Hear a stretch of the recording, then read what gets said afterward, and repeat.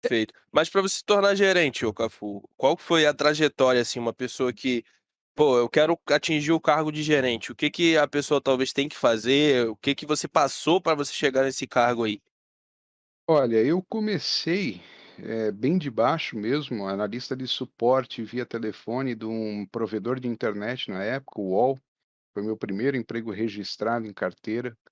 E naquela época não se falava em internet banda larga, era internet de escada, você tinha que ter um conhecimentozinho ali de telefonia, porque nem sempre o responsável pelo cara não estar conectando na internet era o próprio computador, às vezes era o próprio telefone do cara que estava fora do ar, não estava funcionando.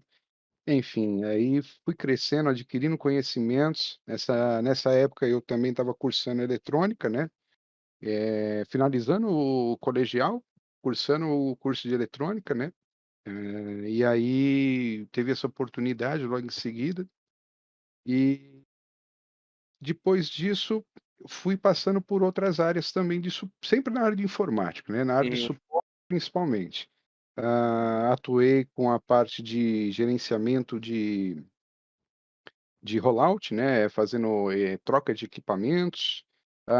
Participei de projetos grandes, inclusive dentro da General Motors em São Caetano, cara, foi uma das oportunidades, assim, que eu falo que foi um presente durante 3 meses, cara, que foi o tempo que rolou esse projeto e eu pude ver o nascimento de um carro, cara, como é que surge um projeto de um carro quando ele vai ser posto em produção, né. Naquela época eu não tinha essa visão, né, para mim, o negócio vinha lá de fora, o brasileiro só executava na fábrica, mas não, cara, o projeto, por exemplo, do Prisma, né, o Elux, ele foi brasileiro, ele chamava o projeto Elux, e, cara, foi sensacional. E aí eu fui passando de empresa em empresa, trabalhando com a parte de informática. Cheguei a participar de uma empresa onde eu fiquei alocado em Santos, né, um bom uhum. tempo no litoral paulista. E nessa época foi onde eu consegui, assim, a primeira oportunidade de alavancar o meu cargo, né. Sempre fui analista de suporte, técnico de eletrônica. E aí, quando veio essa oportunidade de ser coordenador, pô, me cresceu os olhos, né, cara, você sair de uma vaga de analista para se tornar um coordenador, pô, é bacana, é Hum. adorável, cara. Você realmente vê que seu esforço, aquilo que você sempre fez, foi um dia reconhecido, né.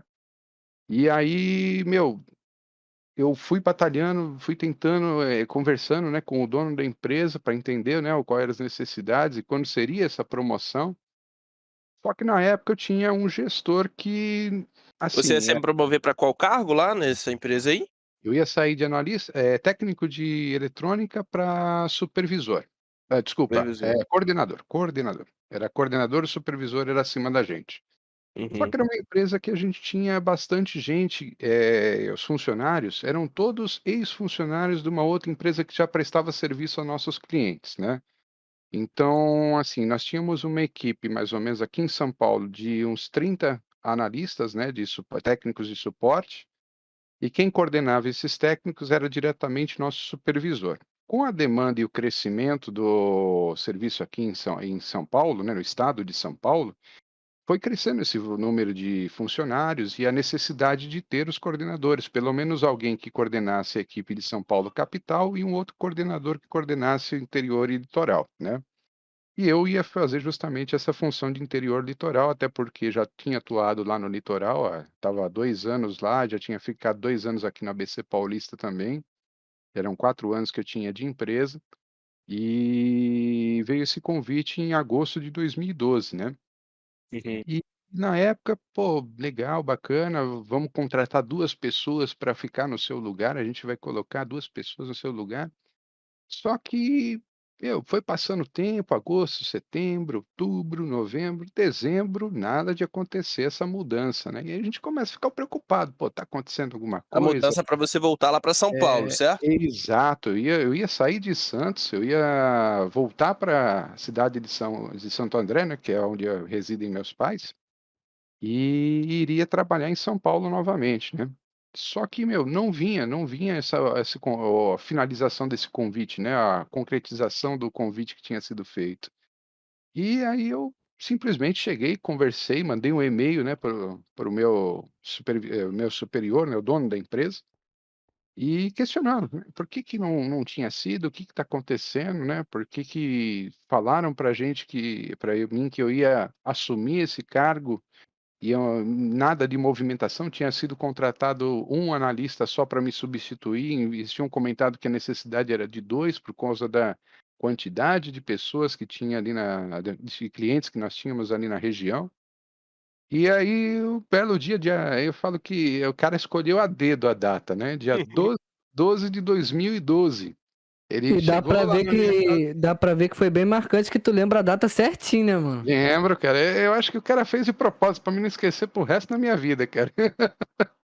Mas dia 12 de 2012 ele me liga de manhã: "Cara, você tá em casa ainda?", né, porque a gente ficava alocado em casa, né, esperando surgir os chamados e surgir os atendimentos. E aí eu falei: Tô em casa ainda, não saí para nenhum atendimento". Ele falou: "Ah, tá bom, daqui a pouco eu tô chegando aí no teu apartamento". Eu falei: "Tá bom". Recebi ele e tal, não sei o quê, aí veio a bomba, né: "Olha, o dono da empresa não gostou do seu e-mail, da forma como você se posicionou, tal, e ele está decidindo por ele, encerrar o contrato que você tem com a empresa, né". Cara, eu lembro que na época a minha atitude simplesmente eu virei para o cara e falei: "Tá bom". "Ah, mas como assim tá bom, né, você não tem nada a se defender e falar?".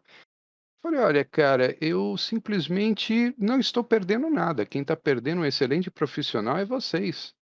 Se vocês não sabem reconhecer o profissional que tem, desculpa, eu não vou me, rebaixar, me ajoelhar a isso para que eu tenha aí continue tendo o emprego que vocês me deram, desculpe. Eu tenho conhecimento, sei da minha capacidade e vou para o mercado de novo, nunca me faltou emprego, não vai ser agora que vai acontecer", né. Uma E boa resposta, mano.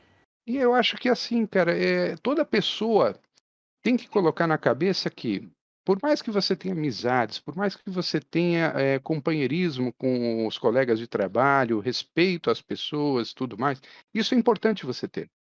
Só que você não pode, simplesmente ajoelhar para a empresa e falar: "Não, eu não posso sair daqui, eu não posso não tenho capacidade de melhorar ou ir para outro lugar", cara.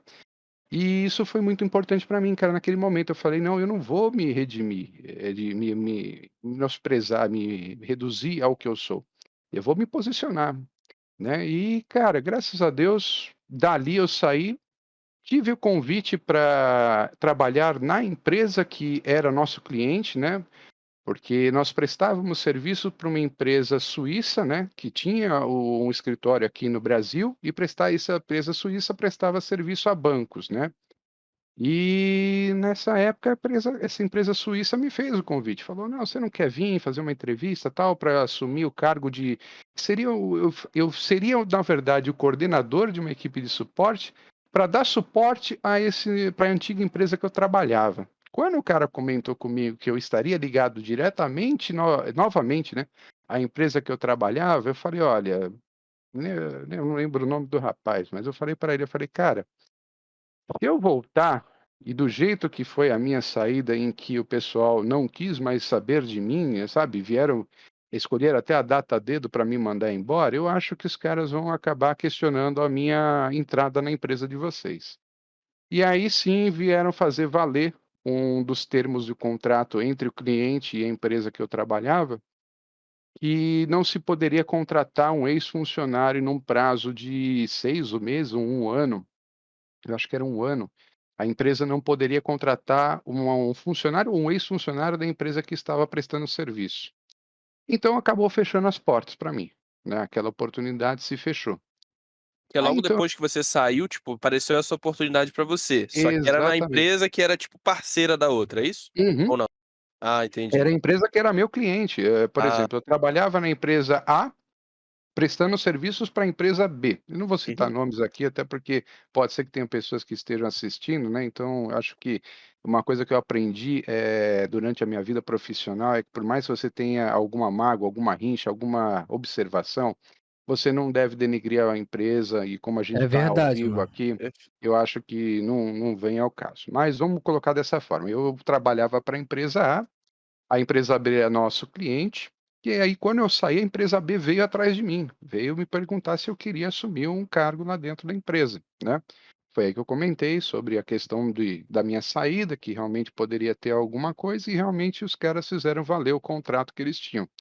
Enfim, fechou-se as portas, voltei para São Paulo, né, continuei naquela época ainda fiquei um tempo, uns 6 meses ainda em Santos, no litoral, ali buscando oportunidades, mas enfim, não surgiram, até porque para a área de TI era muito fraco ali, a maioria das empresas que prestam serviço de TI para empresas que estão localizadas em Santos, o cara prefere mandar um técnico aqui de São Paulo para lá do que ter alguém residente lá.